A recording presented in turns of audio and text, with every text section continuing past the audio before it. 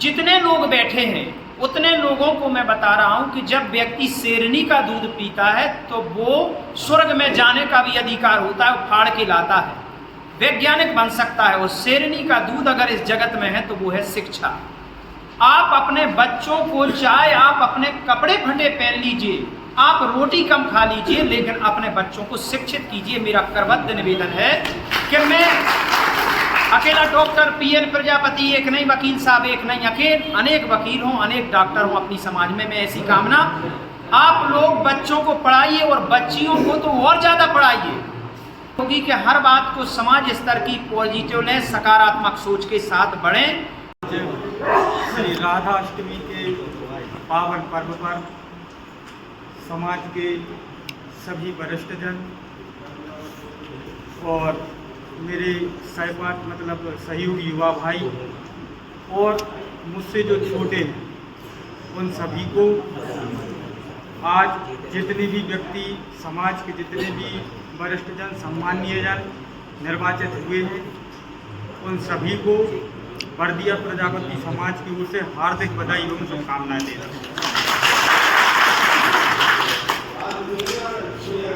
भगवान ब्रह्मदेव के मानस पुत्र प्रजापति समाज की शान महाराजा दक्ष प्रजापति के चरणों में सादर वंदन अभिनंदन करता हूँ। उनका आशीर्वाद हम सभी पर सदैव बरसता रहे और उनकी कृपा से हमारा बर्दिया समाज नित निरंतर प्रगति करता रहे और हमारा सहयोग सदैव बना रहे, ऐसी प्रभु से कामना करता हूँ।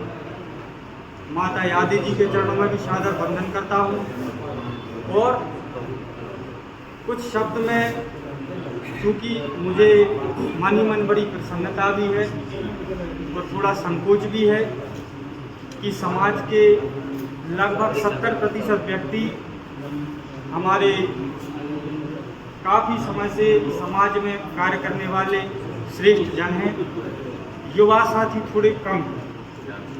तो मैं कुछ शब्द समाज के प्रति आपके सामने रख रहा हूँ।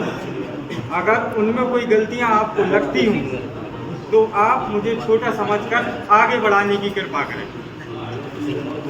जैसा कि अभी भाई साहब ने कहा था, आदरणीय सर ने कहा था कि हमारा बर्दिया समाज जो है संख्या में बहुत सीमित है।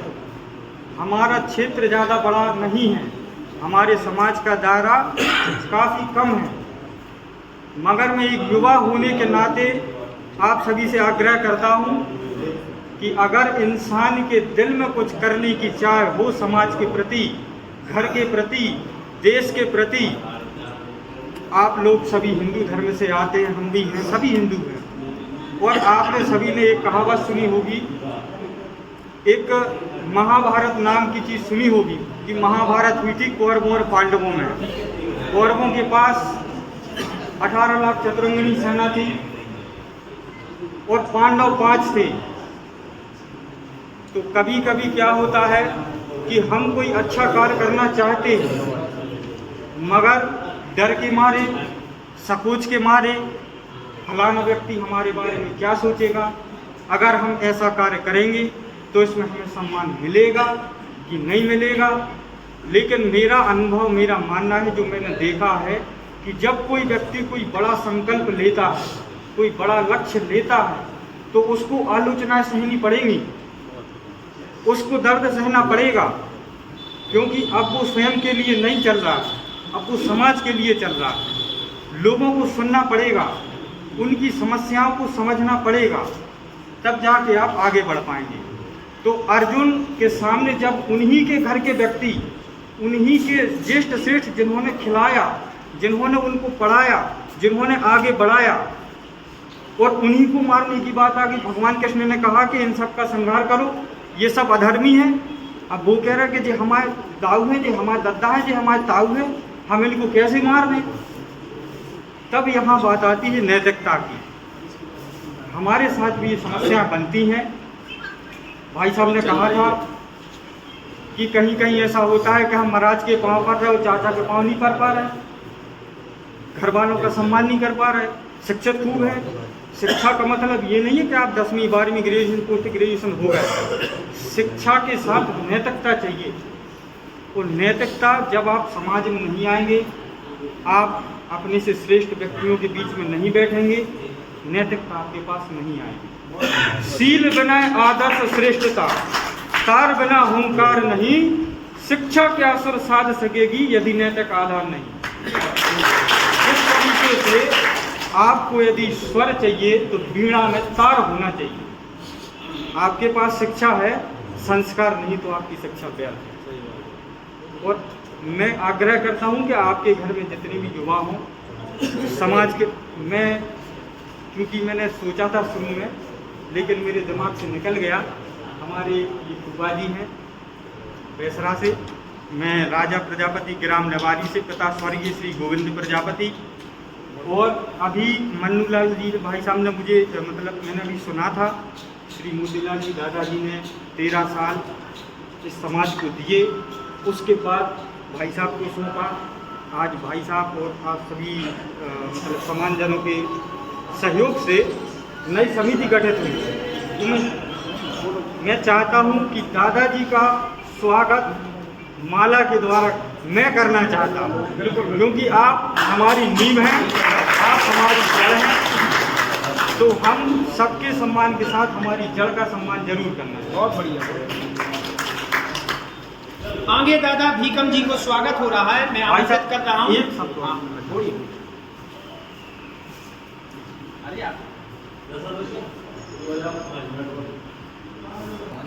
स्वागत तो करवा लो सरपंच। समय की महत्ता को ध्यान में रखते हुए कहना तो बहुत कुछ था, मगर मैं कम कहूँगा, क्योंकि मैं चाहता हूँ कि और किसी के मन में कोई बात हो तो वो कहें, हो सकता है हमें उनसे और कुछ अच्छी बात सीखने को मिले। पर मेरा निवेदन यही है कि कई समितियाँ समाज में बनी हैं और समितियाँ आगे बनेगी, कुरबाई में, मुंगावली में, भरई में, आज सागर में हुई, कल बंडा में होगी, मगर इन समितियों का एक लक्ष्य होना चाहिए। जैसे ये मेरे बड़े भाई हैं, मेरी पूरी शिक्षा दीक्षा कर्रापुर में मामा जी के यहाँ हुई।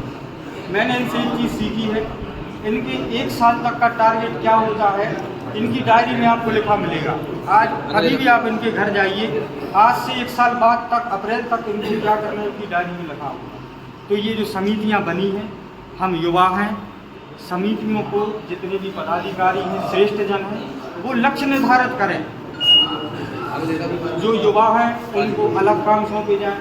भाई साहब ने एक चीज़ और कही थी कि कहीं भी समाज के साथ अप्रिय घटना हो जाती है, व्यक्ति उपस्थित नहीं हो पाते हैं, एकजुट होने में टाइम लग जाता है, तो मैं निवेदन करना चाहता हूँ कि एक क्विक रिस्पॉन्स टीम होनी चाहिए समाज में, त्वरित सहायता समूह यंग लड़कों का, कम से कम 20 से 25 लड़के ऐसे होने चाहिए, उनके साथ 2-3 व्यक्ति संरक्षक होने चाहिए, 2-3 व्यक्ति समझदार होने चाहिए, क्योंकि गर्म खून है, मौके पर जाकर कोई समस्या पैदा ना करें।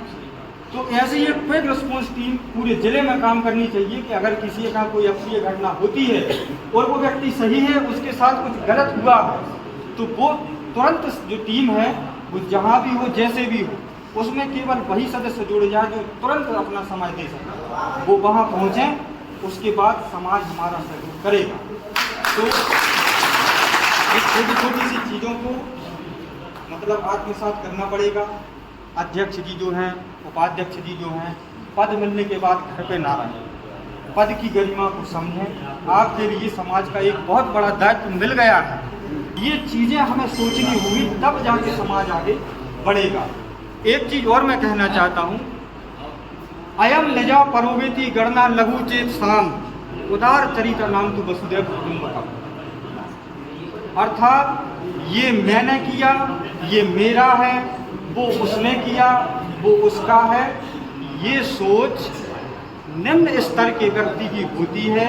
उदार चरित्र का व्यक्ति पूरे समाज को अपना कुटुंब मान के चलता है।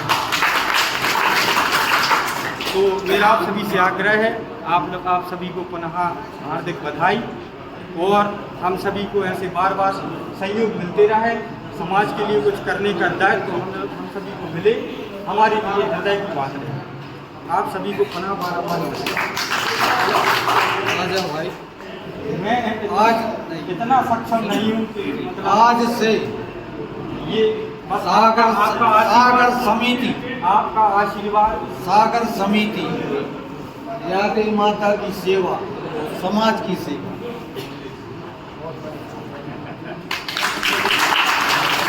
सेवा के लिए, क्योंकि मैं एक शिक्षक हूँ, प्राइवेट शिक्षक हूँ। अरे नहीं शिक्षक भाई साहब के साथ कमरापुर में रहा 5 साल तक। उसके बाद जेडी मेमोरियल में प्रिंसिपल रहा शाहपुर में। वर्तमान में लांसर स्कूल कॉन्वेंट स्कूल में वाइस प्रिंसिपल। अभी 2 महीने की लीव पर हूँ क्योंकि वर्ग 3 का पेपर है, वो तैयारी में लगा। समाज के लिए जो भी बन पड़ेगा, समाज के लिए हम सदैव उपस्थित हैं। देखिए, बहुत धन्यवाद दयाराम जी को। राजेश जी ने अच्छी बात कही और राजा राम जी ने कही, आप सभी ने अपनी अपनी बात कही, वकील साहब ने रखा। हमें प्रबुद्ध लोगों की ज़रूरत इसलिए है, पढ़े लिखे लोगों की, कि हमारे कई बार हम लोग दिशा विचलित होते हैं तो वो बता देते हैं कि आगे के रिजल्ट क्या होते हैं। इसलिए समयाभाव कम है। आप सभी को एक बार पुनः वंदन, और आपकी उपस्थिति अनुकरणीय है। इसी प्रकार आप अपना समय दें, लेकिन पूरा समय दीजिए, 2 घंटे का तो और खुशी। बहुत बहुत धन्यवाद।